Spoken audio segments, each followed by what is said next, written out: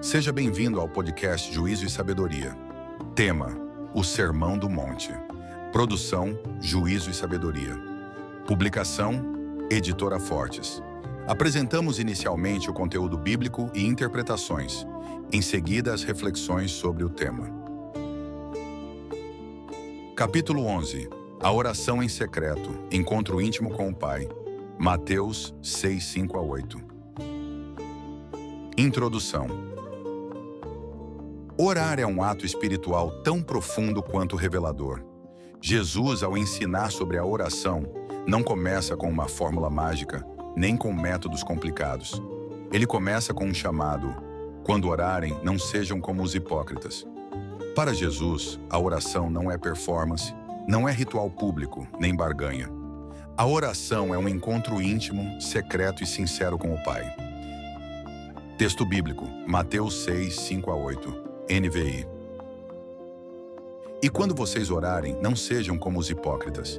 Eles gostam de ficar orando em pé nas sinagogas e nas esquinas, a fim de serem vistos pelos outros. Eu lhes asseguro que eles já receberam sua plena recompensa. Mas quando você orar, vá para seu quarto, feche a porta e ore a seu Pai, que está em secreto. Então seu Pai, que vê em secreto, o recompensará. E quando orarem, não fiquem sempre repetindo a mesma coisa, como fazem os pagãos. Eles pensam que, por muito falarem, serão ouvidos. Não sejam iguais a eles, porque o seu Pai sabe do que vocês precisam, antes mesmo de o pedirem. Análise e interpretação. 1. Quando vocês orarem, versículo 5. Jesus parte do pressuposto de que seus discípulos oram. A questão não é se oramos, mas como e por quê. Os hipócritas, aqui, são os que usam a oração como ferramenta de reputação espiritual. Aplicação atual. A oração não é palco, ela é altar. É no secreto que nascem os maiores milagres da vida interior. 2. Vá para o seu quarto, feche a porta. Versículo 6. Jesus propõe uma espiritualidade pessoal, íntima, silenciosa. Orar no quarto é voltar-se para dentro e abrir o coração somente para Deus. A porta fechada é símbolo de um coração livre de distrações, comparações e vaidades. O Pai vê em secreto e recompensa não com fama, mas com presença. 3. Não fiquem sempre repetindo as mesmas coisas. Versículo 7. Jesus critica a oração mecânica, vazia, automática, típica dos religiosos pagãos da época. Não se trata da repetição em si, como rezar o Pai Nosso, mas da ausência de conexão e sentido. Orar muito não é o mesmo que orar bem. A oração do reino é conversa viva, não monólogo robótico. 4. Vosso Pai sabe do que vocês precisam. Versículo 8. Esta é uma das afirmações mais libertadoras da vida devocional. Deus sabe, antes da palavra, da lágrima, da dúvida, Ele já sabe. A oração não é para informar a Deus, mas para formar em nós um coração dependente, grato e conectado com Sua vontade. Conexões interdisciplinares. Na psicologia da espiritualidade, a oração em secreto promove autorregulação emocional, reduz estresse e fortalece o senso de identidade. Na filosofia do silêncio, Sócrates dizia que o autoconhecimento nasce no recolhimento. Jesus aponta além. O recolhimento é onde Deus nos conhece e transforma. Na antropologia da religião, em quase todas as culturas, há rituais de oração. Mas Jesus redefine. A oração verdadeira é relacional, não ritualística. Aplicações práticas. Crie um lugar secreto diário, um canto de oração, silêncio e escuta. Evite orações automáticas. Fale com o Pai com intimidade, verdade e simplicidade. Troque a pressa por presença. Mesmo que por poucos minutos, ore com o coração inteiro. Leve suas emoções à oração.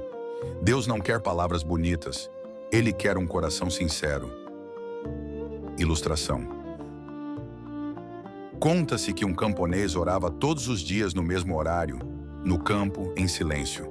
Um dia um missionário perguntou: "Você ora há tanto tempo, o que diz a Deus?" Ele respondeu: "Nada, só fico com Ele e Ele comigo. Isso basta." Essa é a essência da oração no reino: presença com o Pai que vê em secreto. Conclusão: orar não é impressionar, é se render, se alinhar, se entregar.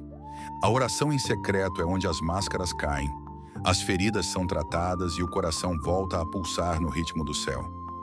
Jesus nos convida a parar o mundo exterior, para encontrar o Deus que habita o nosso interior. Pergunta para reflexão: como está a sua vida de oração?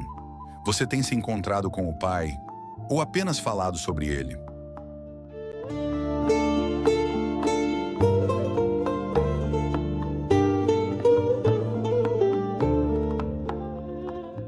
Agora vamos ouvir as reflexões sobre o conteúdo apresentado. Olá! Hoje a gente mergulha num texto assim super conhecido, Mateus 6, versículos 5 a 8, sobre oração. E a análise que a gente tem aqui do estudo A Oração em Secreto traz uma ideia central bem forte, né?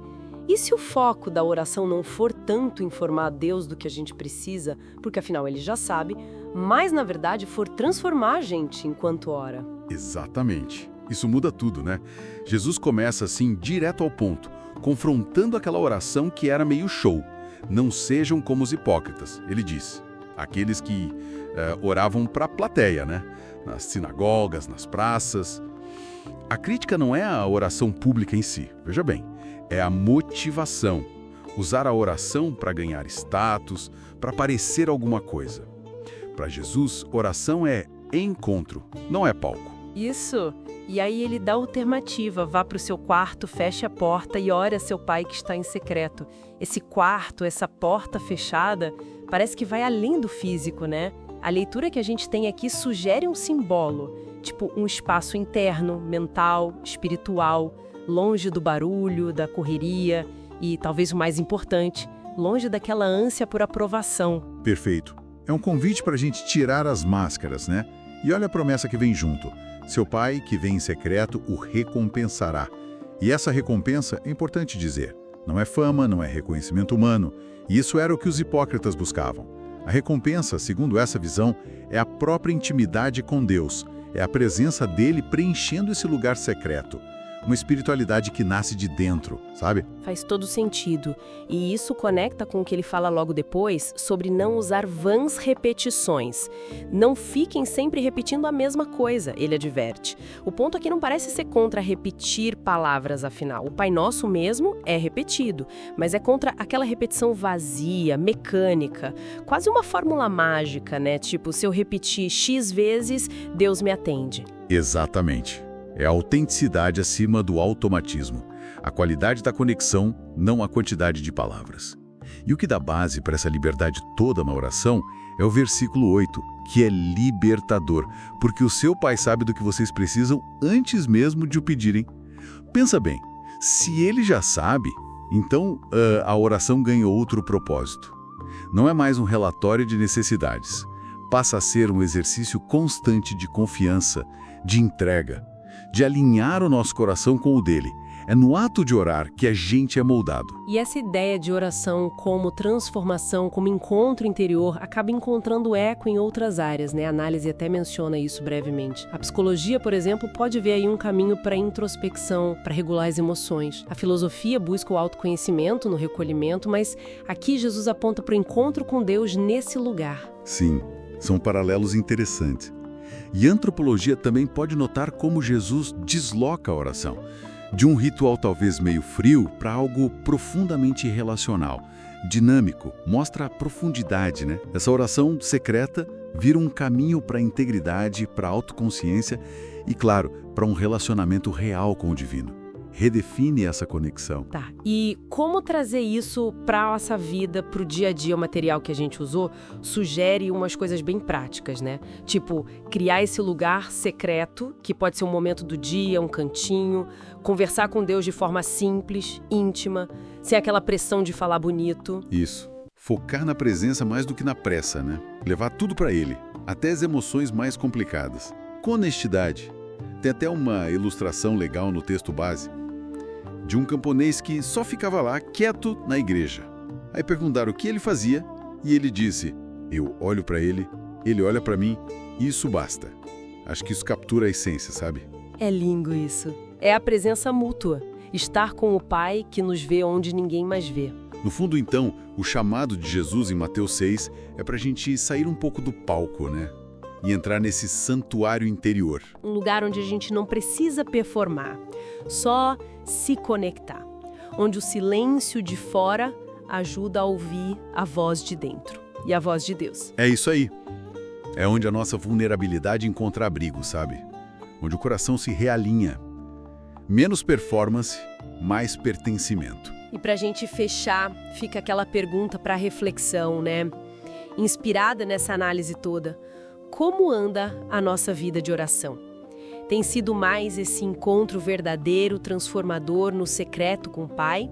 Ou será que às vezes vira mais um monólogo? Um falar sobre Ele, talvez para nós mesmos ou para os outros, mas mantendo uma certa distância daquele encontro real, profundo? Fica aí pra gente pensar.